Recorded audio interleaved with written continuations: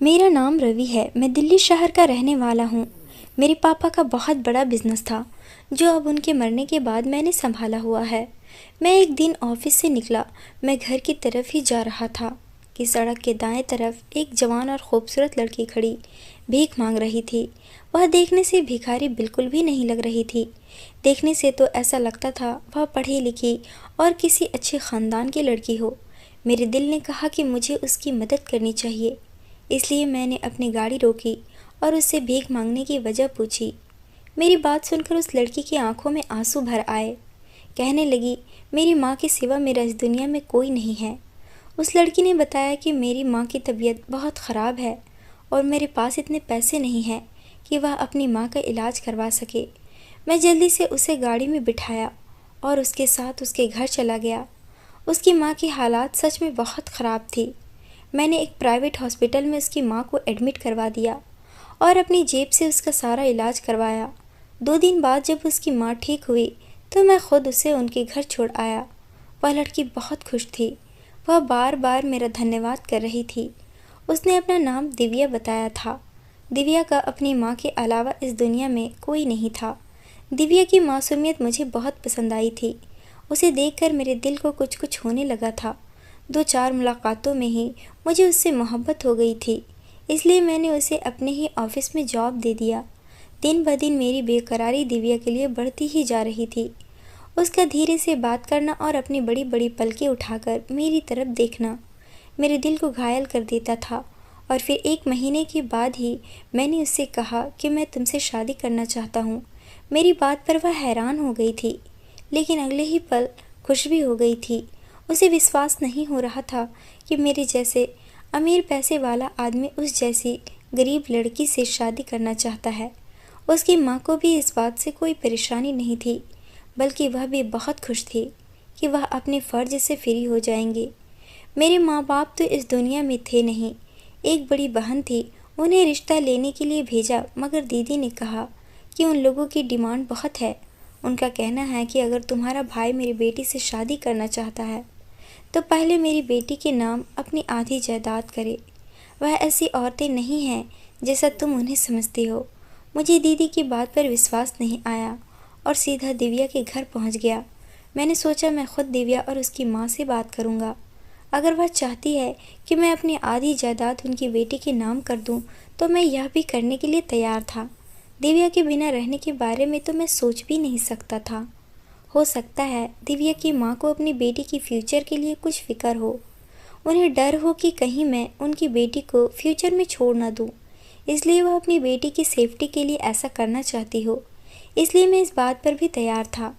मैंने देखा कि दिव्या के दरवाजे पर ताला लगा हुआ था। मैंने आसपास के लोगों से पता किया तो उन्होंने बताया कि यहाँ पर वो लोग किराए पर रहते थे और कल ही हमेशा हमेशा के लिए यह घर छोड़कर चले गए हैं। वह लोग हमेशा हमेशा के लिए शहर छोड़कर जा चुके थे। मैं हैरान और परेशान था। दिव्या तो इस रिश्ते को लेकर कितना खुश थी और उसकी माँ को भी शादी से कोई परेशानी नहीं थी। फिर भला वह लोग सब कुछ छोड़ छाड़ के चले गए थे।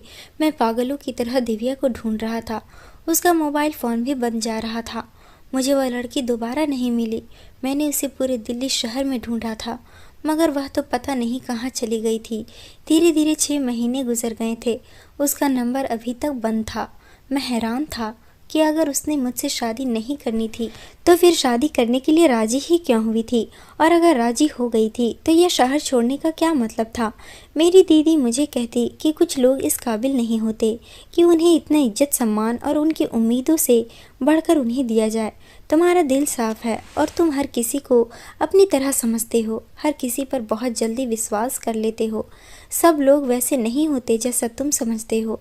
अब इस लड़की को देख लो, तुमने उसके लिए क्या कुछ नहीं किया और वह किसी और लड़के की खातिर तुझे छोड़कर चली गई है। इसलिए तुम भी उस लड़की को भूल जाओ। मैं खुद तुम्हारे लिए एक अच्छी और प्यारी सी लड़की लाऊंगी कि तुम देखते रह जाओगे। मैंने कहा, लेकिन दीदी, वह मेरे साथ शादी करने के लिए बहुत खुश थी। फिर भला वह किसी दूसरे लड़के की खातिर मुझे क्यों छोड़ देती। दीदी ने कहा, हो सकता है उसे तुमसे भी अमीर लड़का मिल गया हो, इसलिए उसने तुम्हें छोड़ दिया है।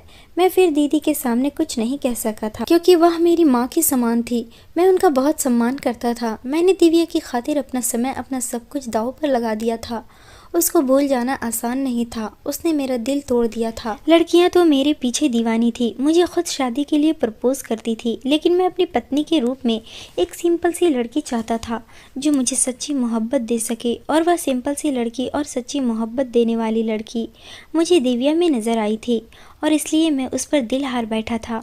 मैंने दिव्या को तलाश करने में ज़मीन आसमान यहाँ से वहाँ कर दिए, पर ना जाने वह दुनिया के किस कोने में छुप गई थी।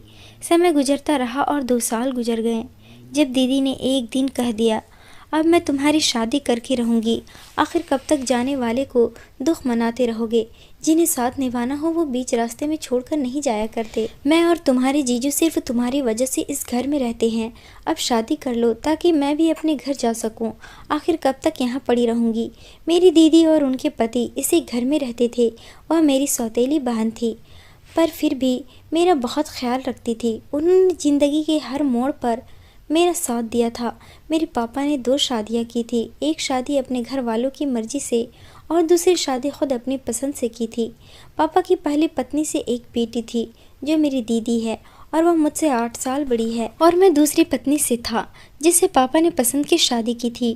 और जिस दिन पापा मेरी माँ को अपने घर लेकर आए थे तब मैं 2 साल का था। पहले तो दादा ने पापा का बहुत विरोध किया था, मगर जब देखा कि मेरी माँ ने उन्हें इस घर का वारिस दिया है तो उन्होंने मेरी माँ को स्वीकार कर लिया था। और फिर मैं और मेरी माँ वहीं रहने लगे। जैसे जैसे मैं बड़ा होता गया मुझे अपने ख़ानदान वालों से प्यार मिलता गया। दादा दादी, पापा, बुआ सब मुझे बहुत प्यार करते थे, पर मेरी दीदी मुझसे बहुत चिढ़ा करती थी। वह कहती कि तुम तो बहुत मनहूस हो, जब से आए हो मुझसे ज़्यादा सब तुम्हें प्यार करते हैं।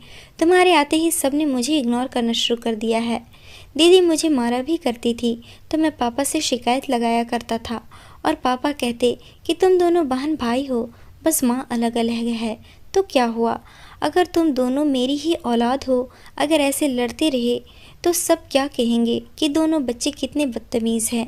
मैं पापा से कहता कि मैं दीदी से नहीं लड़ता, वही मुझसे झगड़ा करती है। और मेरी माँ भी मुझे यही कहती थी कि कोई भी औरत चाहे वह घर के अंदर हो या घर के बाहर, उसका हर हाल में सम्मान करना चाहिए। और तुम्हारी दीदी तुमसे बड़ी है, कभी कुछ कह दे तो चुपचाप उसका कहना मान लेना और कभी उससे बहस मत करना। अच्छे बच्चों की यही निशानी होती है। बहनें तो बहुत प्यार करने वाली होती हैं। मम्मी की नसीहत सुनकर मैं दीदी से सॉरी बोल देता था और कहता कि ठीक है दीदी, अब मैं आपकी सारी बातें मानूंगा। मेरी यह बात सुनकर पापा प्यार से मेरा माथा चूम लेते थे और दीदी पाँव पटकती हुई कमरे से चली जाती थी।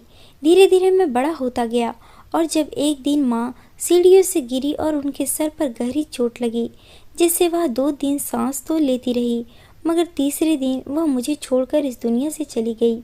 मैं उस समय 11 साल का हो चुका था। मुझे ऐसा लगता कि जैसे मौत ने मेरे घर का रास्ता देख लिया है, क्योंकि अगले 2 सालों में दादा और दादी भी चले गए थे। इन 3 मौतों से पापा बिल्कुल टूट के रह गए थे। अब वह मेरा पहले से भी ज़्यादा ख्याल रखने लगे थे और मेरी बड़ी माँ से कहते कि अब घर को संभालना तुम्हारी जिम्मेदारी है। वह पापा के सामने मुझे बहुत प्यार से बात करती, और जब पापा कमरे से चले जाते हैं तो मुझसे कहते कि तुम मेरी सौतन की औलाद हो, अपनी माँ के साथ ही मर जाते तो अच्छा होता। जिस दिन से तुम माँ और बेटा हमारे घर में आए हो, हमारे घर को नज़र लग गया है। पहले कैसे हमारे घर में खुशियाँ हुआ करती थी, तुम लोगों का मनहूस साया जब से पड़ा है, खुशियाँ भी इस घर से रूठ चुकी है।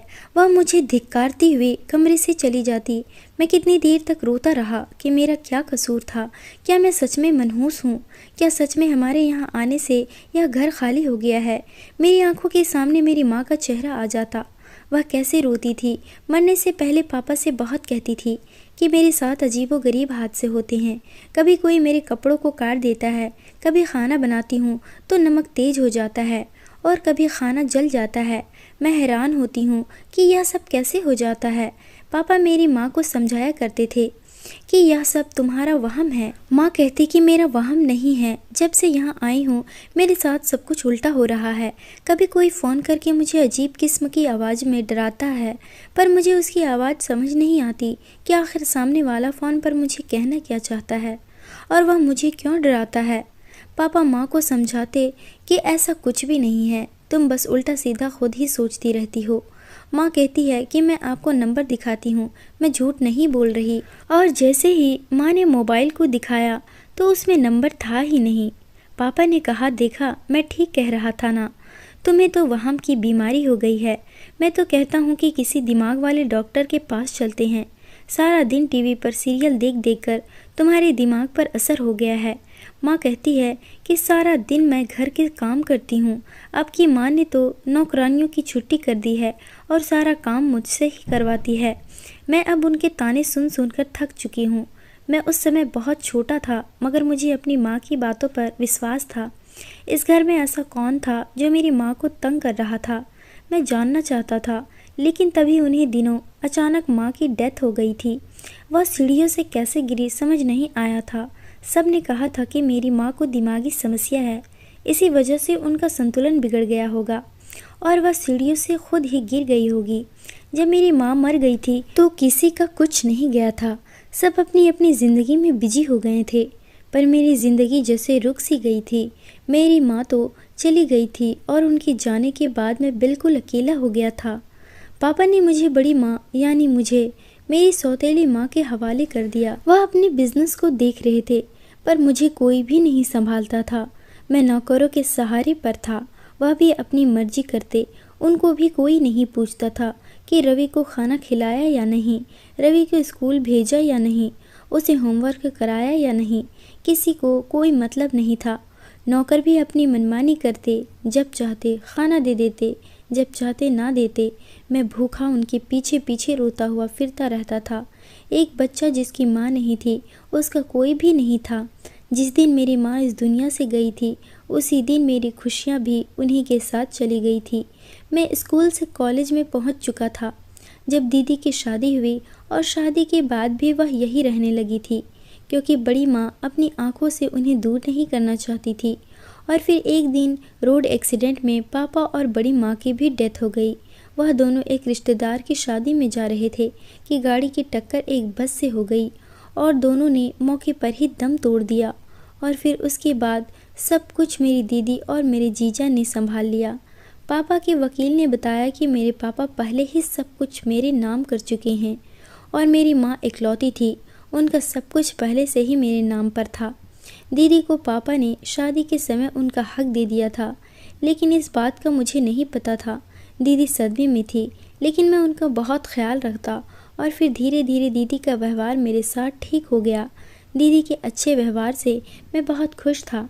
दुनिया में मेरा था ही कौन। दीदी से प्यार मिला तो ज़िंदगी में जैसे खुशी की लहर दौड़ गई थी। दीदी कहती कि बड़ी बहनें भी माँ की जगह होती है, कभी खुद को अकेला मत समझना। मैं बहुत खुश हो गया था। अब मैं अपनी पढ़ाई भी अच्छे से जारी रख सकता था। एक दिन दीदी ने कहा कि जब तुम्हारी शादी नहीं हो जाती, मैं और तुम्हारे जीजा यहीं रहेंगे। अब माँ बाप के बाद मेरा तुम्हारे अलावा कोई नहीं है। मैंने कहा, दीदी आपको कभी भी कहीं जाने की ज़रूरत नहीं है, आप हमेशा यहीं रहें। तब दीदी ने कहा कि क्या पता कल को तुम्हारी पत्नी आ जाए, वह मुझे इस घर में सहन ना करे, तो फिर मैं कहाँ जाऊँगी? मेरे ससुराल वाले क्या बोलेंगे कि इतने साल जिस भाई के घर में रही, उसी ने अब घर से निकाल दिया। तो तुम ऐसा करो, घर मेरे नाम कर दो। मैंने कहा, दीदी यह कौन सी बड़ी बात है? यह घर जितना मेरा है उतना ही आपका ही है। मैं ये घर आपके नाम कर दूंगा। मेरी बात सुनकर दीदी बहुत खुश हुई। समय गुजरता गया, मैं अपनी पढ़ाई पूरी की और फिर ऑफिस जाने लगा और पापा का बिजनेस संभाल लिया। और फिर दीदी ने अपनी पसंद से मेरी शादी एक लड़की से कर दी। शादी की रात जैसे ही मैं कमरे में पहुंचा, मेरी पत्नी की तबीयत ख़राब हो गई। मैं जल्दी से उसे लेकर अस्पताल पहुंचा, लेकिन वह मर चुकी थी। मेरी सास ससुर भी वहीं अस्पताल आ गए थे। उन्होंने पुलिस बुला ली और मुझ पर इल्ज़ाम लगा दिया कि मैंने ही उनकी बेटी को मारा है। मेरे ससुर ने मुझे एक थप्पड़ मारा और मुझे पुलिस पकड़ कर ले गई। बड़ी मुश्किल से 3 महीने के बाद मेरे जीजा ने मुझे जेल से छुड़वाया। धीरे धीरे मैं इस हादसे को भूल गया था। हालांकि इसे भूलने में मुझे काफ़ी समय लग गया था और फिर ज़िंदगी धीरे धीरे अपनी रूटीन पर आने लगी थी। और फिर दीदी की जिद पर मैंने दूसरी शादी उनकी एक दोस्त की बेटी से कर ली। मगर हैरत की बात थी कि शादी की रात मेरी दूसरी पत्नी भी मर गई। मैं बहुत दुखी था क्योंकि यह दूसरी बार था। अब तो कोई भी लड़की मुझसे शादी करने के लिए राजी नहीं थी और मैंने भी दीदी से साफ साफ कह दिया कि मुझे शादी ही नहीं करनी है, बल्कि मैं यह देश छोड़कर यहाँ से जा रहा हूँ। दीदी ने रोना शुरू कर दिया। कहने लगी कि तुम चले गए तो मेरा क्या होगा, मेरा एक ही तो भाई है और तुम भी मुझे छोड़कर जा रहे हो। लेकिन अब मैं अपनी ज़िंदगी से तंग आ चुका था। 30 साल की उम्र में ही मैं बहुत कुछ देखा और सह लिया था। मैं इंडिया से बाहर जाने की तैयारी कर रहा था। मेरा दिल अब यहाँ बिल्कुल नहीं लगता था कि उन्हीं दिनों एक बूढ़ी औरत मेरे ऑफिस में आई। उसने अपना चेहरा छुपाया हुआ था। वह मेरे पैरों में गिरकर रोते हुए मुझसे बोली कि मेरे घर 2 अपाहिज लड़कियाँ हैं, तुम उनसे शादी कर लो, तुम्हारी किस्मत बदल जाएगी। मैं बूढ़ी लाचार औरत अब उनका और सहारा नहीं बन सकती। मेरे जाने के बाद पता नहीं मेरी अपाहिज बच्चियों का क्या होगा। तुम उनका सहारा बनोगे तो भगवान तुम्हें इसका फल ज़रूर देगा। मुझे उस बूढ़ी औरत पर दया आ गई और मैंने बहुत सोचने के बाद हाँ कर दी और फिर उनसे शादी कर ली। शादी के बाद मैं उन्हें अपने एक दूसरे घर ले गया। वह दोनों बाहर ही सोफे पर बैठी थी। जब मैंने घूंघट हटाया तो मेरी जान निकल गई, क्योंकि वह तो मेरी पहली दोनों पत्नियां थीं। लेकिन उनके आधे चेहरे जले हुए थे और देखने में बहुत ही भयानक लग रहे थे। वह तो मर चुकी थी, लेकिन जिंदा कैसे हो गई थी? मैं हैरान रह गया। जब उस बूढ़ी औरत ने अपने चेहरे से मास्क उतारा तो मैं फटी फटी आंखों से उनका चेहरा देखने लगा। वह तो मेरे घर में काम करने वाली नौकरानी थी, जिन्होंने माँ के जाने के बाद मुझे संभाला था। नौकरानी पापा के समय से हमारे घर में काम करती थी। मैं उन्हें मासी कहता था और फिर वो अचानक से कहीं चली गई थी। मैं हैरान था और अपनी पत्नियों को देखकर परेशान भी था। मैंने मौसी से पूछा, यह सब क्या है और यह जिंदा कैसे हुई?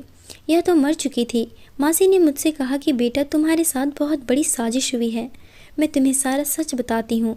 मासी ने कहा कि जब तुम्हारे पापा तुम्हारी माँ को घर लेकर आए थे तो तुम्हारी सौतेली माँ ने उन्हें स्वीकार नहीं किया था। वह उन्हें दिमागी तौर पर मरीज बनाने पर तुली हुई थी और फिर धीरे धीरे उसे दिमागी मरीज बना ही दिया।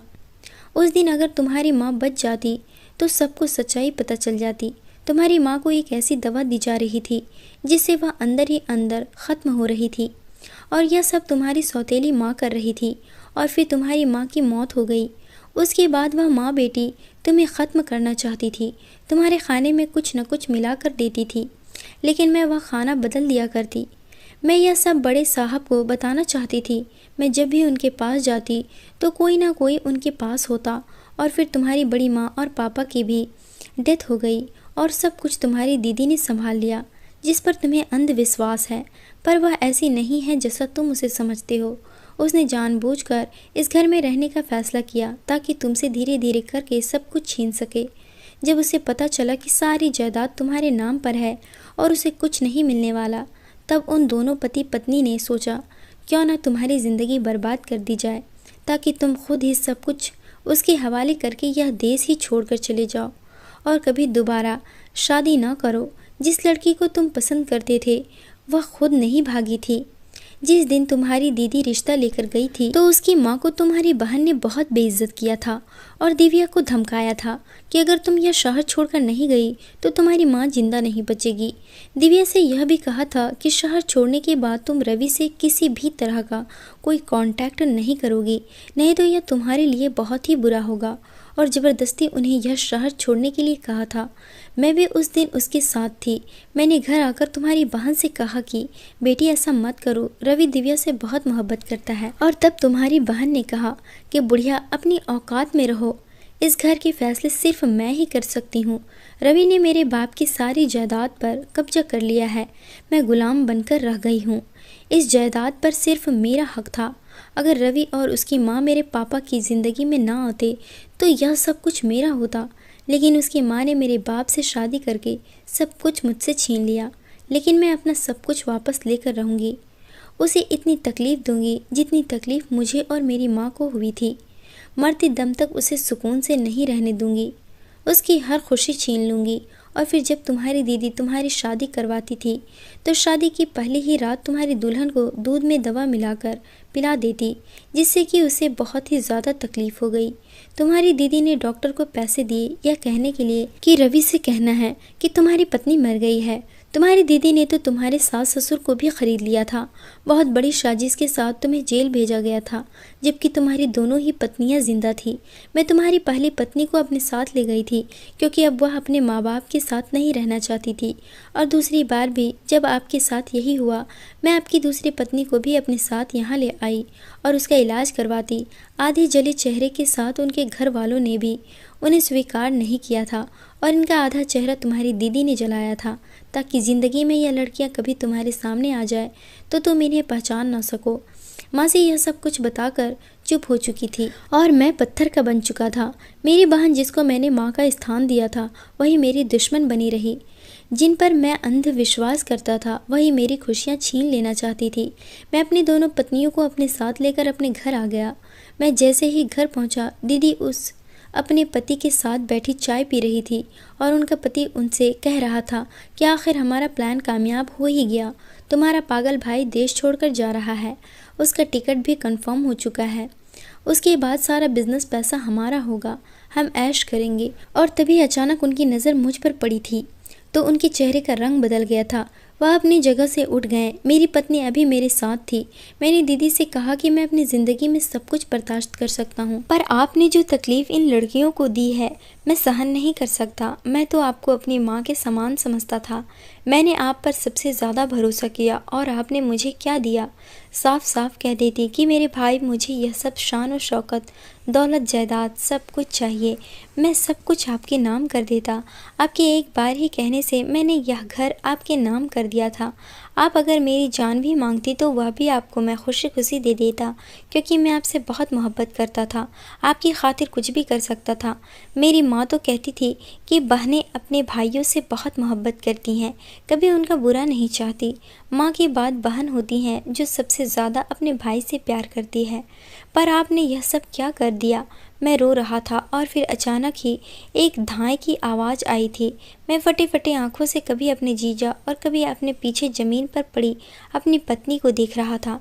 शायद मेरे जीजा ने मेरे ऊपर ही निशाना लगाया था और निशाना चूक कर मेरी एक पत्नी के सीने पर जा लगा था।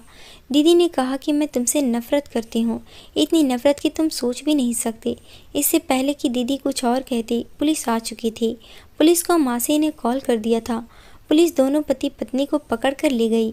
मैं अपनी पत्नी को लेकर अस्पताल पहुंचा, लेकिन डॉक्टर ने कहा कि इनकी मौत हो चुकी है। मुझे कुछ भी समझ नहीं आ रहा था। ऐसा लग रहा था कि मैं पागल हो जाऊंगा। कुछ महीनों के बाद मैंने अपनी दूसरी पत्नी की सर्जरी करवाई। अब वह बिल्कुल ठीक हो गई थी। मेरी दीदी और मेरे जीजा जेल में थे। मेरी पहली पत्नी मर गई थी और दूसरी पत्नी मेरे साथ रह रही थी। वह मेरा बहुत ख्याल रखती थी, पर अब मैं किसी पर भी भरोसा नहीं कर पा रहा था। मेरा औरत जात से विश्वास ही उठ चुका था। मुझे सब धोखेबाज लगते हैं। दीदी और उनके पति जेल में थे और दीदी का दिमागी संतुलन बिगड़ चुका था। हालात और समय उनके पति को किसी सूरत बाहर आने नहीं दे रहा था। समय गुजरता गया, जिंदगी रूटीन पर आ गई। जब एक दिन पता चला कि मेरी पत्नी कभी माँ नहीं बन सकती, वह बहुत रोई। उसने बहुत इलाज करवाया, पर डॉक्टर ने कहा कि वह बांझ है। उसने मुझसे कहा कि आप दूसरी शादी कर लो। मैंने कहा कि मुझे औलाद की कोई इच्छा नहीं है, इसलिए दोबारा कभी मुझसे शादी का मत कहना। मगर वह औलाद के लिए पागल हो रही थी। जब उसने बहुत ज़्यादा जिद की तो मैं मान गया। मुझे अपनी ज़िंदगी अब एक तमाशा लग रही थी, पर शादी की रात मुझे अपनी ज़िंदगी की सबसे बड़ी खुशी मिली थी। जिससे मेरी शादी हुई थी वह लड़की दिव्या थी, जिसे मैं मोहब्बत करता था, जो मुझे दीदी की वजह से छोड़कर चली गई थी। जो कुछ हुआ था मैंने उससे माफ़ी मांगी थी। मैंने अपनी मोहब्बत पा लिया था और इत्तेफाक से मेरी पहली पत्नी की वह दोस्त थी। मैं अपनी पहली पत्नी का बहुत एहसानमंद था जिसने मेरी मोहब्बत मुझे लौटा दी थी, पर वह नहीं जानती थी जिसे मैं मोहब्बत करता था यह वही लड़की है। जब जब मैं दिव्या का घूंघट उठाया तो आंखें झपकाना भूल गया था। दिव्या भी मुझे एक तक देखे जा रही थी। विश्वास नहीं हो रहा था, मेरी मोहब्बत जिसे मैं पागलों की तरह ढूंढा था आज मेरी पत्नी के रूप में मेरे सामने बैठी हुई थी। दिव्या के चेहरे पर एक शरारती मुस्कान थी। कहने लगी, मुझे पता था आपने मुझे कितना ढूंढा है। आपकी मोहब्बत और तड़प अच्छी तरह पता है। मुझे जितनी मोहब्बत और तड़प आपको मेरे लिए थी उतनी ही मोहब्बत मुझे भी आपसे थी।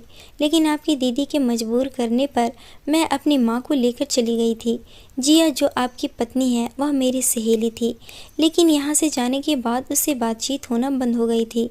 कुछ ही समय पहले मेरी उससे बातचीत होना शुरू हुई थी। जिया को मेरी मोहब्बत के बारे में सब कुछ पता था।